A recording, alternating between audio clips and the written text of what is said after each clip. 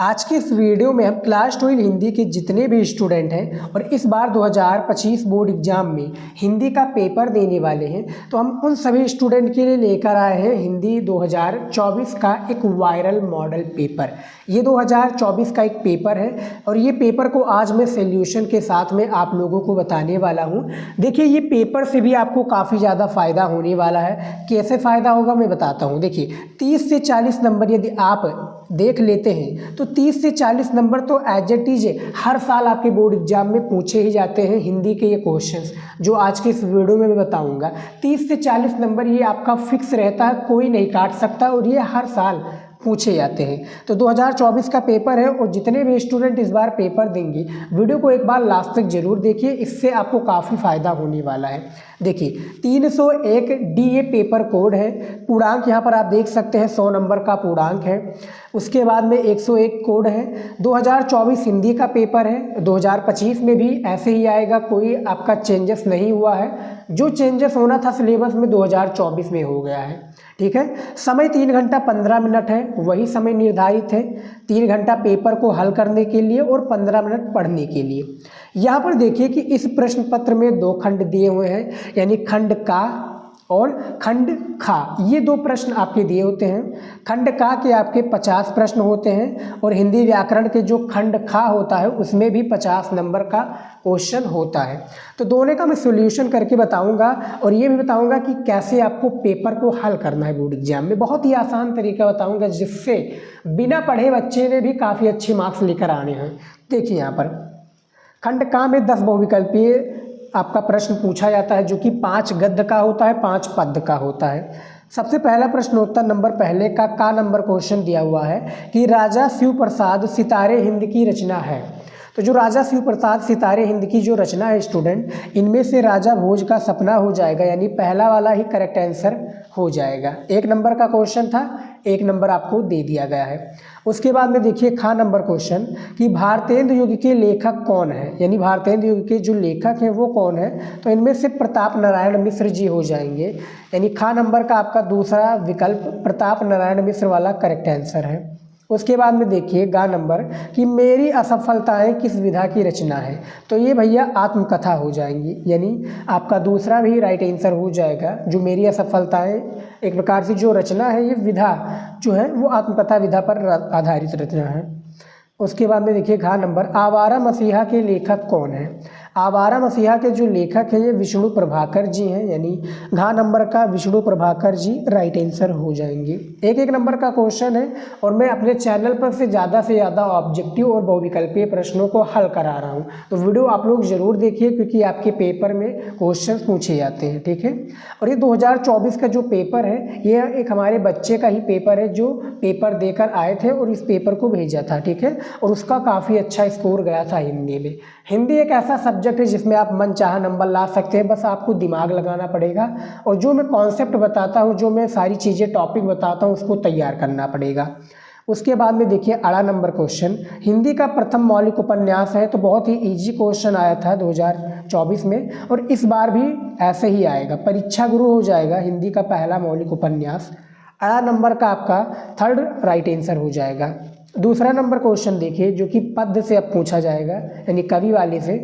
तो देखिए का नंबर क्वेश्चन है कि निज भाषा उन्नत है और सब उन्नत को मूल ये काव्य पंक्ति है। किनकी काव्य पंक्ति है? तो भैया भारतेंदु हरीशचंद्र जी की, यानी आपका इनमें से सी राइट आंसर हो जाएगा, यानी 3rd वाला। तो उसके बाद में देखिए खा नंबर क्वेश्चन स्थूल के प्रति सूक्ष्म का विद्रोह ये किस युग का एक प्रकार से रचना है, किस युग का है? तो भैया ये है आपका छायावाद, यानी इसमें भी 3rd वाला छायावाद करेक्ट आंसर हो जाएगा। गा नंबर क्वेश्चन है कि बेदही वनवास के रचनाकार कौन है? तो भैया अयोध्या सिंह उपाध्याय।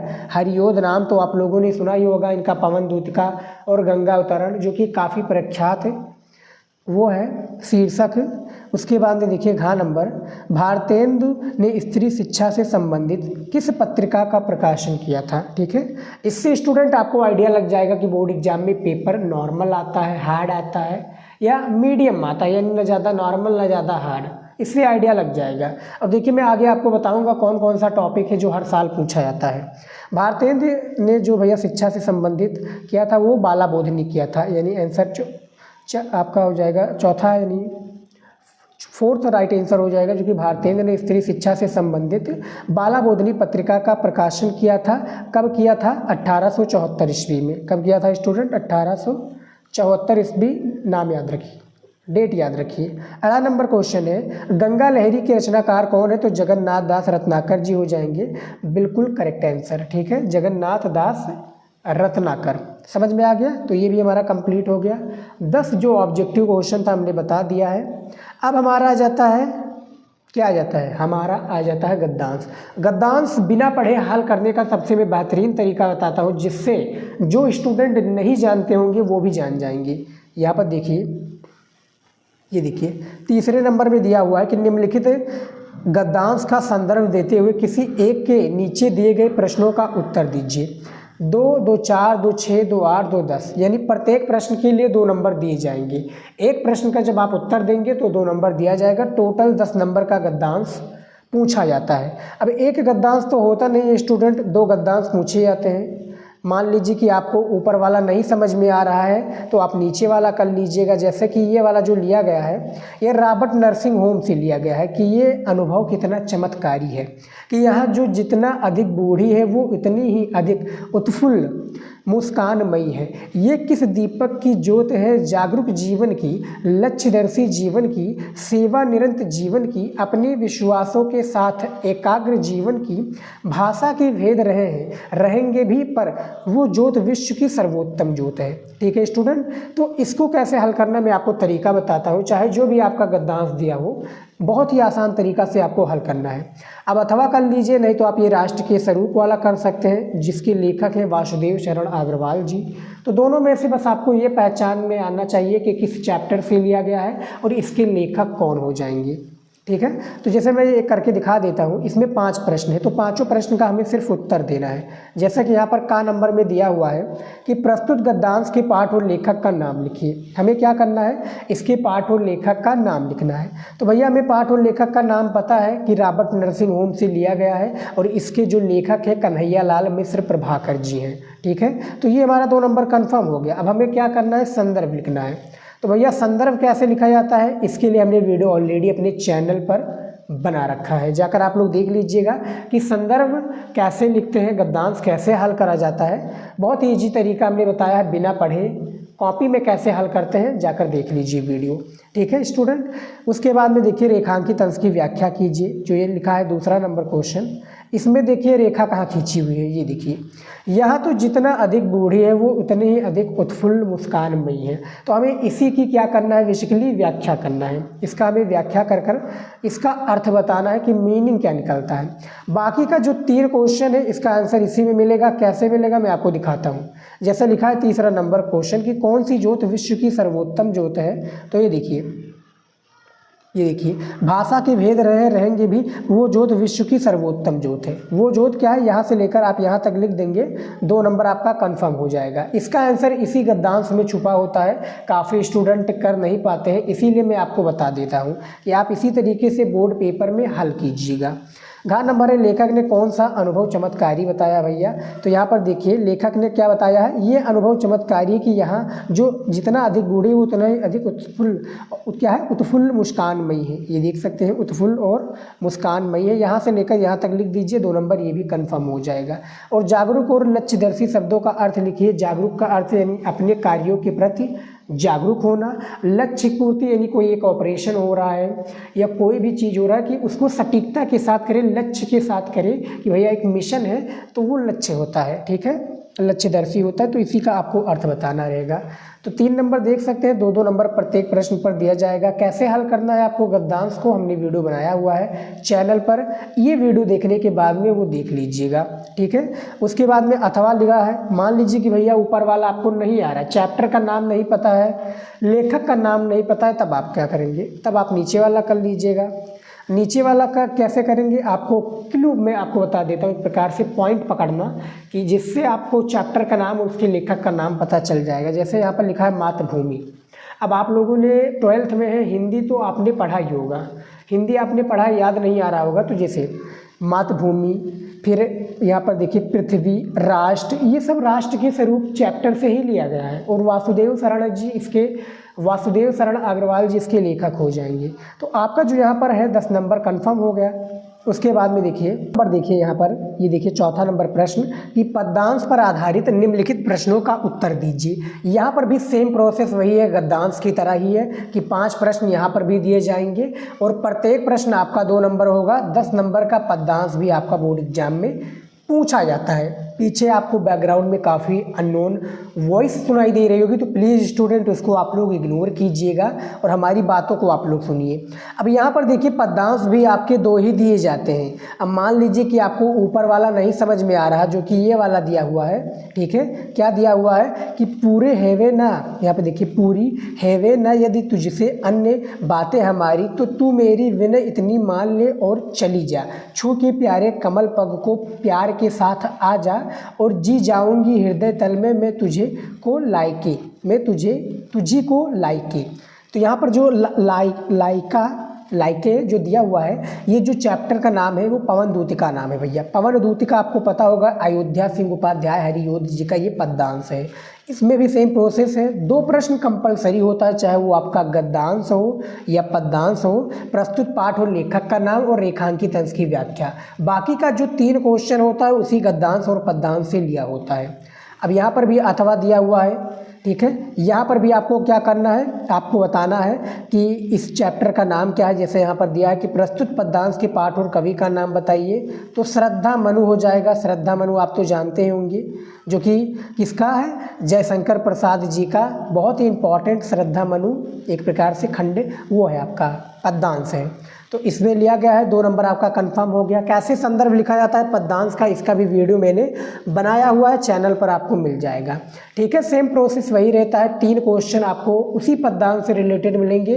बाकी का जो 2 क्वेश्चन होता है ये आपके इसी तरीके से मिलते हैं, चैप्टर का नाम और रेखांकित अंश की व्याख्या, जो कि यहाँ पर रेखा खींची हुई है और इसमें भी रेखा खींची हुई है, तो हमें इसी की व्याख्या करनी होती है। उसके बाद में देखिए 5 नंबर क्वेश्चन, 2024 में मैंने जितने भी जीवन परिचय बताए थे, पेपर में पूरा कंप्लीट आया था स्टूडेंट, और इस बार भी मैंने जितने जीवन परिचय टॉपिक के वीडियोज में बताए हैं वो कंफर्म है इस बार 2025 में पूछे जाएंगे, ठीक है। यहाँ पर देखिए कि निम्नलिखित में से किसी एक लेखक का जीवन परिचय देते हुए उनकी कृतियों का उल्लेख कीजिए। क्या करना है, हमें जीवन परिचय देते उनकी कृतियों का उल्लेख करना है। 5 नंबर का एक जीवन परिचय पूछा जाता है, जैनेन्द्र कुमार का जीवन परिचय, कन्हैया लाल मिश्र प्रभाकर का जीवन परिचय और हरिशंकर परसाई का जीवन परिचय। ये 3 जीवन परिचय आप तैयार कर लेंगे और इस बार भी काफ़ी चांसेस हैं आने के लिए, ठीक है। तो तैयार कर लीजिएगा। 80 शब्दों में एक जीवन परिचय को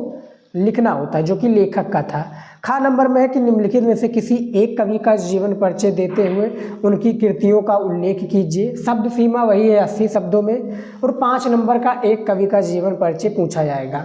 भारतेंदु हरिश्चंद्र का 2024 में पूछा गया था, जगन्नाथ दत्त रत्नाकर और मैथिली शरण गुप्त का। लेकिन इस बार वासुदेव शरण अग्रवाल, अशोक के फूल और एक आपका पंडित दीनदयाल उपाध्याय, ये तो आपका लेखक का हो गया। उसके बाद में देखिए कवि में जयशंकर प्रसाद जी, महादेवी वर्मा जी, सुमित्रा नंदन पंत जी और आपके एक हो जाएंगे सूर्यकांत त्रिपाठी निराला जी, ठीक है। ये 4 जीवन परिचय कवि में तैयार कर लेते हैं तो आपका 5 नंबर कोई भी नहीं काट सकता। अब हम बात करते हैं कौन सा टॉपिक है जो हर साल पूछे जाते हैं। ये देखिए 6 नंबर टॉपिक कि कहानी के तत्वों के आधार पर लाटी अथवा ध्रुव यात्रा कहानी की समीक्षा कीजिए। अधिकतम शब्द सीमा आपका कितना है, 80 शब्द है। 5 नंबर का ये पूछा जाता है। और ये कहानी और एक खंड काव्य, ये हर साल आपका पूछा जाता है बोर्ड एग्जाम में। 5 नंबर इसमें और 5 नंबर उसमें, समझ लीजिए कि 10 नंबर आपका पैक है। फिर मैं आगे बताऊंगा कि और कितने टॉपिक हैं जो हर साल पूछे जाते हैं, ठीक है। तो ये 10 नंबर आपके रहते हैं। अब यहाँ पर पंचलाइट कहानी भी पूछा जा सकता था, बहादुर कहानी भी और कर्मनाशा की हार कहानी भी। अब यहाँ पर भी देखेंगे तो अथवा लगा है, यहाँ पर भी अथवा लगा है। खून का रिश्ता कहानी के उद्देश्य पर प्रकाश डालिए। तो आपको क्या करना है, यहाँ पर देखिए काफ़ी सारे ऑप्शंस मिल जाते हैं, चाहे आप लाठी का कीजिए, चाहे ध्रुव यात्रा का, चाहे खून की रिश्ता के जो कहानी के उद्देश्य का प्रमुख पात्र हैं या उनके उद्देश्य के बारे में आपको बताना है। तो ये 5 नंबर आपका फिक्स हो जाएगा। उसके बाद मैंने बताया था आपका स्वपठित खंड काव्य, ये भी 5 नंबर का पूछा जाता है और हर साल आपका ये पेपर में पूछा जाएगा, हर साल पूछा जाता है। आप पिछले 10 सालों का पेपर उठाकर देख लेंगे प्यारे विद्यार्थी, तो ये खंड काव्य आपको देखने को मिल जाएगा। ये भी 5 नंबर का ही होता है, अधिकतम शब्द सीमा 80 होता है। अब यहाँ पर देखिए सबसे मज़ेदार बात क्या है कि हर एक डिस्ट्रिक्ट का अलग अलग खंड काव्य होता है। जैसे जो हमारे उत्तर प्रदेश के स्टूडेंट हैं उनके लिए अलग अलग डिस्ट्रिक्ट के अलग अलग खंड काव्य दिए होते हैं। जैसा कि हमारे यहाँ पर खंड काव्य दिया जाता है हमारे डिस्ट्रिक्ट में त्यागपति खंड काव्य, जो कि हमारे बच्चे जानते होंगे। त्यागपति खंड काव्य के जो नारी पात्र हैं इनकी चारित्रिक विशेषताएँ बतानी है, अथवा लगाए चाहे आप इसके विशेषताएँ बता दीजिए त्यागपति खंड काव्य के। उसके बाद में रश्मरथी, सत्य की जीत, मुक्ति यज्ञ, उसके बाद में क्या आलोक वृत्त, श्रवण कुमार। तो इन सभी खंड काव्यों को आप तैयार कर लीजिए। अब जैसे मान लीजिए कि स्टूडेंट आप लोगों को नहीं पता है कि आपके डिस्ट्रिक्ट में, ठीक है, आपके ज़िला में भैया कौन सा खंड काव्य लगता है, तो आपने क्वेश्चन बैंक तो ख़रीदा ही होगा, नहीं तो बुक लिया होगा, तो उसमें जाएंगे खंड काव्य वाले सेक्शन में देखेंगे तो आपके डिस्ट्रिक्ट का खंड काव्य मिल जाएगा। उसमें डिस्ट्रिक्ट आपका दिया होगा और उसी खंड काव्य को आप लोगों को तैयार कर लेना है, ठीक है, और आपका पूरा नंबर कंफर्म हो जाएगा। उसके बाद में देखिए अब हमारा आ गया है खंड खा। हमने अभी तक 50 नंबर के सारे क्वेश्चंस को कंप्लीट कर दिए हैं। अब हमारा खंड खा आ गया है। इसमें देखिए 8 नंबर क्वेश्चन और 8 नंबर का नंबर क्वेश्चन है कि निम्नलिखित संस्कृत गद्यांश का संदर्भ सहित हिंदी में अनुवाद कीजिए। हमें क्या करना है, संदर्भ सहित हिंदी में अनुवाद करना है। यहाँ पर 7 नंबर का आपको एक संस्कृत गद्यांश देखने को मिल जाएगा।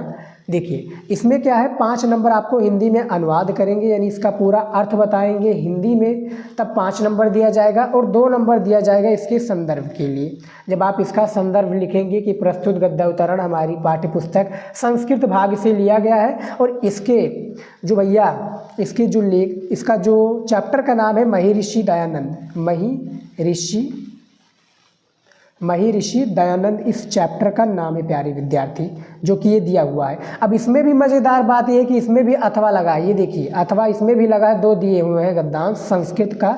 चाहे आप ये जातक कथा वाला कर लीजिए, ठीक है, चाहे आप ये महर्षि दयानंद वाला ऊपर वाला कर लीजिए। दोनों में से जो आपको अनुवाद करना आता हो दोनों में से कोई एक कर सकते हैं। 7 नंबर आपका फिक्स हो जाएगा, मतलब जिसका भी आप अर्थ बता देंगे। जैसे इसमें लिखाना है कि अतीते प्रथम कल्पे जना एकम भीरूप सौभाग्य प्राप्ते, ठीक है, इसी के बारे में आपको इसका अर्थ बताना होगा कि इसका हिंदी में अर्थ क्या निकलता है, ठीक है, अनुवाद कर दीजिए।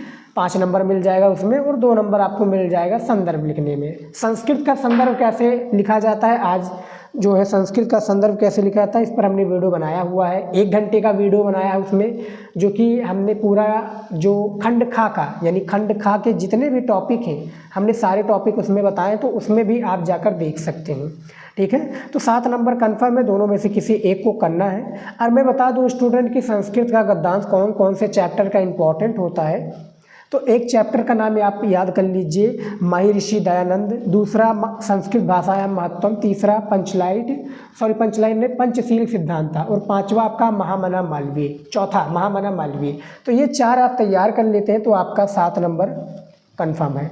उसके बाद में देखिए इसमें भी दिए होते हैं, क्या दिए होते हैं, श्लोक या पद्यांश कह सकते हैं। तो इसको बेसिकली श्लोक ही कहा जाता है कि निम्नलिखित श्लोकों का हिंदी में संदर्भ हिंदी में अनुवाद कीजिए। सेम प्रोसेस वही है, यहाँ पर भी 7 नंबर आपको दिया जाएगा संस्कृत में, 2 नंबर दिया जाएगा संदर्भ लिखने के लिए, यहाँ पर देखिए 2 नंबर, और 5 नंबर दिया जाएगा अनुवाद करने के लिए। तो टोटल 7 नंबर आपके कंप्लीट हो जाते हैं। अथवा इसमें भी दिए हुए हैं, और ये दोनों जो दिए हुए हैं, ये दोनों जो आपका एक प्रकार से वो है, ये किससे लिया गया है, एक आपका लिया गया है किससे, सुभाषित रत्नान से, एक आप लिया गया है ऋतु वर्णनम का। देखिए 2024 में नया ऐड हुआ था, 2024 में ऋतु वर्णनम नया चैप्टर ऐड हुआ था श्लोक में, और मैंने बताया था पिछले साल 2024 के स्टूडेंट के लिए कि इस बार पक्का इससे एक ना एक आपका श्लोक आएगा, और आया भी, यहाँ पर देख सकते हैं, क्योंकि भैया जो नया रहता है उसका पूछा जरूर जाता है, ठीक है। तो यहाँ पर भी सेम प्रोसेस है, आपको वही श्लोक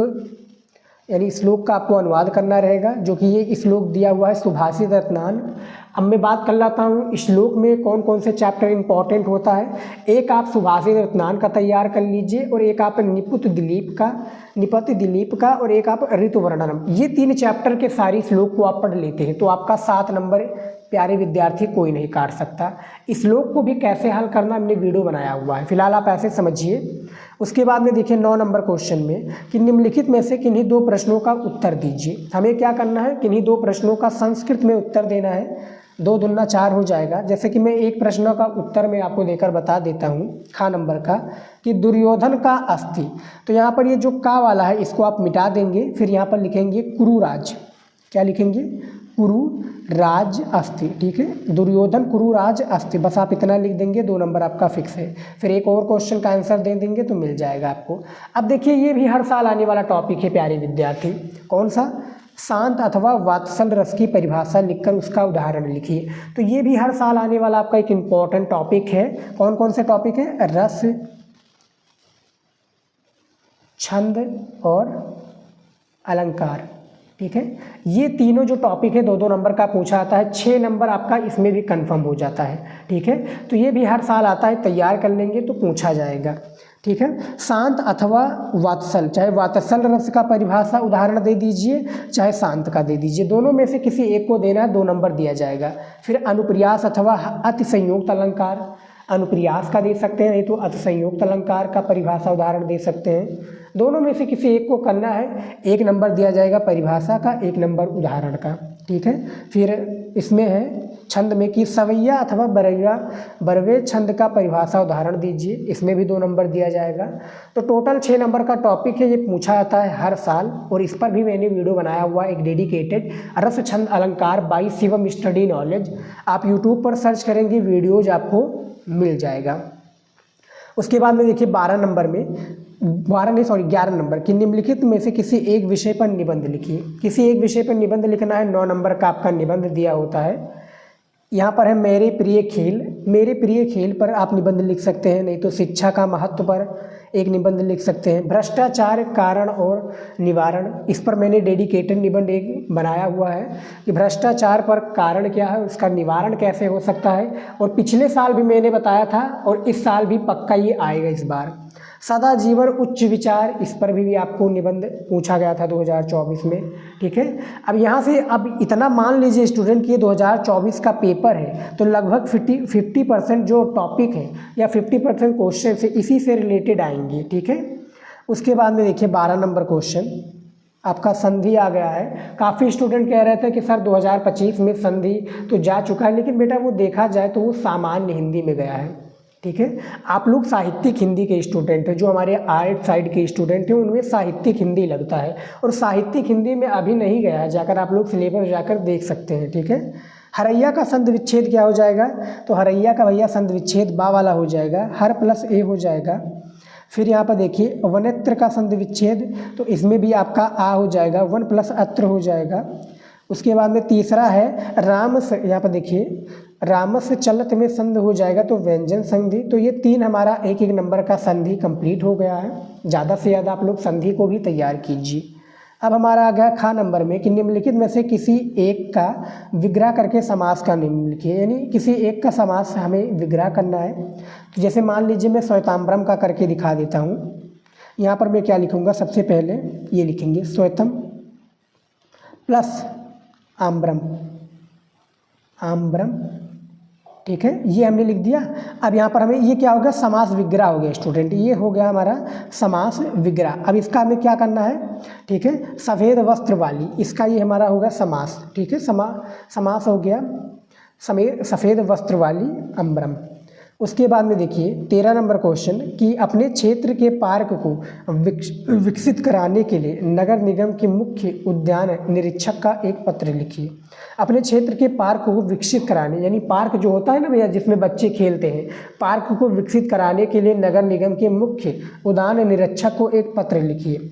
ये हमारा 2024 में नया टॉपिक ऐड हुआ है, जो कि पहले धातु लिट लकार ये सब होता था, वो मिट गया है। अब हमारा आ चुका है कौन सा, हमारा वो आ गया प्यारे विद्यार्थी, क्या आ गया है, पत्र पहले सामान्य हिंदी में पत्र लेखन होता था, लेकिन अब ये साहित्यिक हिंदी में भी पूछा जाने लगा है। तो ये पत्र लेखन भी पूछा जाता है 8 नंबर का। अथवा इसमें भी लगा है, चाहे मान लीजिए आप विद्यालय की वाद विवाद प्रतियोगिता में प्रथम स्थान प्राप्त करने पर अपने छोटे भाई को बधाई देते हुए एक पत्र लिखिए। दोनों में से किसी एक को कर सकते हैं। कैसे पत्र लिखना है, हमारा 1 घंटे वाला वीडियो आप देख लेंगे, सारा डाउट आपका वहाँ पर क्लियर हो जाएगा।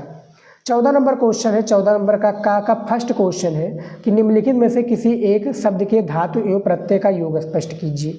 तो जैसे यहाँ पर ये मैं कृत्वा का कर देता हूँ, तो ये आपका इस तरह से हो जाएगा की धातु, ठीक है, की धातु, और इसका हो जाएगा कत्वा, ठीक है, कृत्वा का कत्वा हो जाएगा। ये हमारा 1 नंबर हो गया। उसके बाद में देखिए दूसरा नंबर कि निम्नलिखित में से किसी एक शब्द में प्रत्यय लिखिए। तो जैसे कि यहाँ पर मैं बलवान का कर देता हूँ, तो बल प्लस वान, ठीक है, ये हो गया बलवान। उसके बाद में खा नंबर है कि रेखांकित पदों में से किसी एक पद में प्रयुक्त विभक्ति तथा संबंधित नियम का उल्लेख कीजिए। तो जैसे कि ये रामेण सा सीता वन अगच्छत है, यानी राम के साथ सीता वन गई है। सूत्र इसका क्या हो जाएगा, सयुक्ते, इसका सूत्र या नियम कह सकते हैं सयुक्ते यस प्रधानी, ठीक है, ये इसका नियम है।